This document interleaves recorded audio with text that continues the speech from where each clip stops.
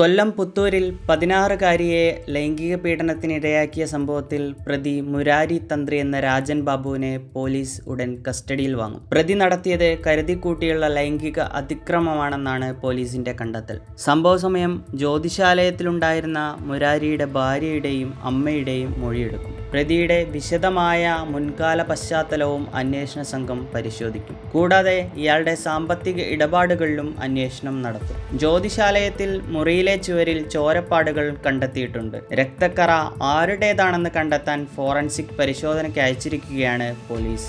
അതേസമയം പോക്സോ കേസിൽ മുരാരി തന്ത്രിയെ കോടതി റിമാൻഡ് ചെയ്തിരിക്കുകയാണ്. ഫെബ്രുവരി 8-നാണ് കേസിന് ആസ്പദമായ സംഭവം ഉണ്ടായത്. ബാധ ഒഴിപ്പിക്കാനായി അമ്മയോടൊപ്പമാണ് പെൺകുട്ടി മുരാരി തന്ത്രിയുടെ അടുത്തെത്തിയത്. പൂജയുടെ ഭാഗമാണെന്ന് വിശ്വസിപ്പിച്ച് അമ്മയെ പുറത്തിരുത്തിയ ശേഷം പെൺകുട്ടിയെ ഇയാൾ മുറിക്കുള്ളിലേക്ക് കൊണ്ടുപോയി. തുടർന്ന് പെൺകുട്ടിയെ ബലമായി കടന്നുപിടിക്കുകയും പീഡിപ്പിക്കാൻ ശ്രമിക്കുകയുമായിരുന്നു. ഭയന്ന പെൺകുട്ടി നിലവിളിച്ചുകൊണ്ട് മുറിക്ക് പുറത്തേക്ക് ഓടി. ബഹളം കേട്ട് നാട്ടുകാർ ഓടിക്കൂടിയപ്പോഴേക്കും പ്രതി വീടിന്റെ പിൻവാതിലിലൂടെ രക്ഷപ്പെടുകയായിരുന്നു. സമൂഹ മാധ്യമങ്ങളിൽ റീൽ വീഡിയോകളിലൂടെയും മറ്റും സജീവമായ വ്യക്തിയാണ് മുരാരി തന്ത്രി.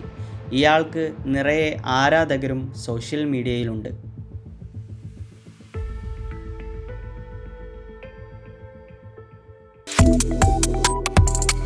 Subscribe to One India and never miss an update.